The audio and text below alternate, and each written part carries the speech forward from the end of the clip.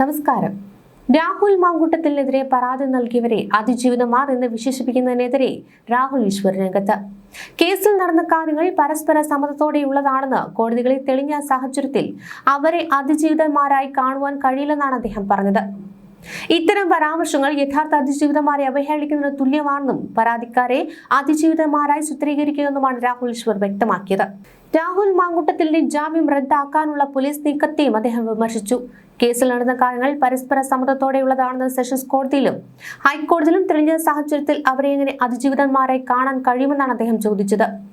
ഇത്തരം പരാമർശങ്ങൾ യഥാർത്ഥ അതിജീവിതന്മാരെ അവഹേളിക്കുന്നതിന് തുല്യമാണെന്നും പരാതിക്കാരെ അതിജീവിതന്മാരായി ചിത്രീകരിക്കരുതെന്നുമാണ് അദ്ദേഹം വ്യക്തമാക്കിയത്. ഈ കേസിൽ നേരത്തെ രാഹുൽ മാങ്കൂട്ടത്തിനെ അനുകൂലിച്ചും പരാതിക്കാരിയെ അവഹേളിച്ചും സംസാരിച്ചതിന് രാഹുൽ ഈശ്വറിനെ 16 ദിവസത്തോളം ജയിലിൽ അടച്ചിരുന്നു. കള്ളക്കേസുകൾ എത്ര കാലം നീണ്ടു നിന്നാലും സത്യം തെളിയിച്ച് അദ്ദേഹം ശക്തമായി തിരിച്ചുവരുമെന്ന് രാഹുൽ ഈശ്വർ ഫേസ്ബുക്കിലൂടെ അന്ന് കുറിച്ചിരുന്നു. വന്നിട്ടെ എന്ന് സൊല്ലി എന്ന സിനിമാ ഡയലോഗ് പങ്കുവെച്ചുകൊണ്ടായിരുന്നു രാഹുൽ മാങ്കൂട്ടത്തിന്റെ മോചനത്തിലുള്ള സന്തോഷം രാഹുൽ ഈശ്വർ പങ്കുവച്ചിരുന്നത്. അതേസമയം ഈ ഒരു വിഷയത്തെക്കുറിച്ച് റിട്ടയർഡ് SP ജോർജ് ജോസഫ് ചില കാര്യങ്ങളൊക്കെ പറയുന്നുണ്ട്. രാഹുൽ മാങ്കൂട്ടത്തിനെതിരായിട്ട് ഇനിയും കേസുകൾ വരും. അത് നിയമപരമായി പ്രതിരോധിക്കേണ്ട ഉത്തരവാദിത്വവും ബാധ്യവും MLA-യുമായ രാഹുൽ മാങ്കൂട്ടത്തിനുണ്ട്. കാരണം അദ്ദേഹം പാലക്കാട് MLA ആണ്.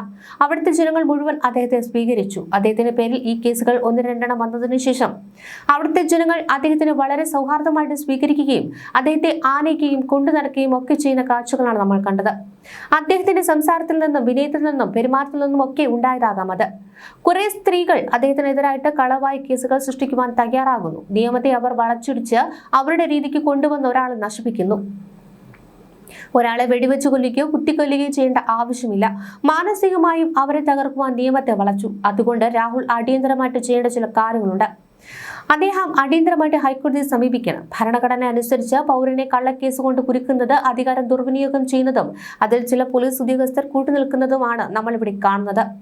3 കേസിനകത്തും ഒരു കേസ് എടുക്കുവാനുള്ള നിയമപരമായ കാര്യങ്ങൾ അതിനകത്തില്ല. കാരണം നിയമം എങ്ങനെയാണ് പറയുന്നത് ആ രീതിയിൽ കേസ് എടുക്കാൻ പറ്റുള്ളൂ.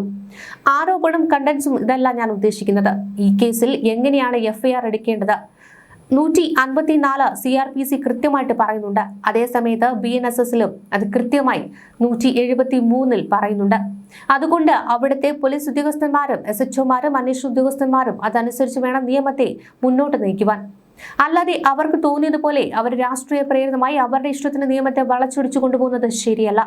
ഇതിനൊക്കെ ഇവിടെ ചോദിക്കുവാനായി കോടതിയും സുപ്രീം കോടതിയും ഒക്കെയുണ്ട്. 226 അനുസരിച്ച് ഭരണഘടനയുടെ 220 പ്രകാരം ടെറിഷറി ആക്ട് ഷെർഷറി വകുപ്പ് വെച്ചിട്ട് രാഹുൽ മാങ്കൂട്ടം അടിയന്തരമായിട്ട് ഹൈക്കോടതിയിലേക്ക് പോകണം. കാരണം അതിനകത്ത് വ്യക്തമായ ചില നിർദ്ദേശം കള്ളക്കേസ് എടുക്കുന്നത് നിയമത്തെ വളച്ചൊടിക്കുന്നതും ഇങ്ങനെയുള്ള കാര്യത്തിനാണ്. ലോ ഓഫ് സെഷററി 226 ഭരണഘടനയിൽ പറഞ്ഞിരിക്കുന്നത് ഹൈക്കോടതിക്ക് അതിന് അധികാരമുണ്ട്. അതവരെ denial of basic principle of law basic principle ആയ ആ നിയമം അതനുസരിച്ച് പ്രവർത്തിക്കേണ്ട ഉദ്യോഗസ്ഥന്മാർ അത് രാഷ്ട്രീയമായ പ്രേരണയോടുകൂടി ആ ബേസിക് പ്രിൻസിപ്പൾ മറന്ന് അവർ കേസിന്റെ ഇൻവെസ്റ്റിഗേഷൻ നടത്തുന്നതാണ് ഒന്നാമത്തെ കാര്യം. പിന്നെ സ്വാഭാവിക നീതിക്ക് നാച്ചുറൽ ജസ്റ്റിസിന്റെ ഒരു ഡിനയൽ അവിടെ ഉണ്ടായിട്ടുണ്ട്. എല്ലാ പൗരന്മാർക്കും ഒരു സ്വാഭാവിക നീതിയുണ്ട്. അത് രാഹുൽ മാങ്കൂട്ടത്തിന്റെ കാര്യത്തിൽ ഡിനൈ ചെയ്തിരിക്കുന്നതാണ് രണ്ടാമത് ഞാൻ കാണുന്നത്. അതുപോലെ മൂന്നാമത് കാണുന്നത് error of law on face of the record. അതിനകത്ത് എറർ ഒക്കെ ഉണ്ട് എന്നൊക്കെ പറഞ്ഞ് തെറ്റിദ്ധരിപ്പിച്ച് അവരെ കേസ് എടുക്കുന്നതും അന്വേഷണം നടത്തുകയും ഒക്കെ ചെയ്യുന്നത് കാണാം. ഇവിടെ ഒരു മൊഴി അടിയന്തരമായിട്ട് എല്ലാ കേസിലും വേണ്ടേ? അത് ഒപ്പിടുവാൻ ഒരാൾ വേണ്ടേ? ആ മൊഴി FIR എടുത്തു കഴിഞ്ഞാൽ മൊഴിയിൽ വിശ്വാസമില്ലെങ്കിൽ ആ FIR തന്നെ അത് റെഫർ ചെയ്ത് കളയാമെന്ന അധികാരം SHOയ്ക്കുണ്ട്. നമ്മൾ നിയമം എങ്ങനെയാണ് കാണുന്നത്? ഒരു FIR എടുക്കുമ്പോൾ അതിനകത്ത് കള്ളത്തരം ചേർത്ത് അതിനകത്ത് ഒരു സ്വാഭാവികമായ ഒരു ഫ്ലോ ഇല്ല, അതിനകത്തൊരു കള്ളത്തരം ഉണ്ട് എന്ന് തോന്നുകയാണെങ്കിൽ ആമുഖമായിട്ട് തന്നെ തോന്നിയാൽ ആ കേസ് അപ്പോൾ തന്നെ റെഫർ ചെയ്യാനുള്ള അധികാരം SHOയ്ക്ക് കൊടുത്തിട്ടുണ്ട്.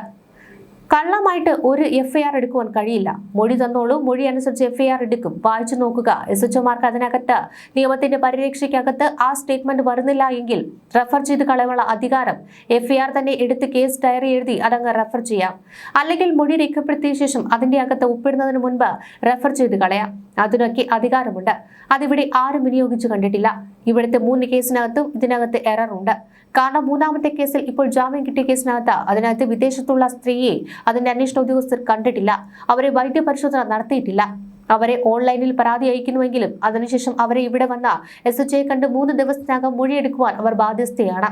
അപ്പോൾ ഇതിനൊക്കെ നിയമപരമായി നിയമത്തെ വളച്ചൊടിച്ച് ഒരാളെ കുരുക്കുവാൻ ശ്രമിക്കുന്നതായിട്ടാണ് തനിക്ക് തോന്നുന്നത്. അതുകൊണ്ട് 226 ഭരണഘടനാ പ്രകാരം ലോ ഓഫ് സർജറി അനുസരിച്ച് അദ്ദേഹത്തിന് ഹൈക്കോടതിയിൽ പോകാം. അതിന് യാതൊരു തടസ്സവുമില്ല. തന്നെ ഇതുപോലെ കുരുക്കിക്കൊണ്ടിരിക്കുകയാണ്. താൻ ഒരു പൊതുപ്രവർത്തകനാണ്, MLA ആണ്. തന്നെ രാഷ്ട്രീയപരമായിട്ട് ഭരണകക്ഷിയും തന്റെ കക്ഷിയും ചേർന്ന്, ചില വ്യക്തികൾ ചേർന്ന്, ചില പോലീസ് ഉദ്യോഗസ്ഥന്മാരും ചേർന്ന് ഇതുപോലെ കുരുക്കുകയാണ്. 3 FIR ആയി, ഇനിയും അടുത്തത് വരും. അതുകൊണ്ട് നിയമപരമായ തെറ്റ് പോലീസിന് പറ്റിയത് എന്ന് ഹൈക്കോടതി പരിശോധിക്കണം. ഹൈക്കോടതി പരിശോധിക്കുമ്പോൾ തന്നെ കോടതികൾ ഇവിടെ എന്തെങ്കിലും തെറ്റ് പറ്റിയിട്ടുണ്ടോ എന്ന് ഹൈക്കോടതിക്ക് നോക്കാനുള്ള അധികാരമുണ്ട്. എല്ലാ കോടതികളും, ഈ സെഷൻസ് കോടതി വരെയുള്ള കോടതികൾ സൂപ്പർവൈസ് ചെയ്യുന്ന ഹൈക്കോടതി ജഡ്ജിമാരാണ് അവിടുത്തെ ഭരണം. അവരുടെ നിയമപരമായ കാര്യങ്ങൾ നല്ല രീതിയിൽ പോകുന്നുണ്ടോ ഇല്ലയോ എന്ന് അവർ അത് പരിശോധിക്കുവാൻ അഡ്മിനിസ്ട്രേറ്റീവ് കാര്യങ്ങൾ നോക്കാനുള്ള അധികാരം ഹൈക്കോടതിയിലെ പല ജഡ്ജിമാർക്കും ഓരോ ജില്ല തിരിച്ച് കൊടുത്തിട്ടുണ്ട് എന്നാണ് അദ്ദേഹം പറയുന്നത്.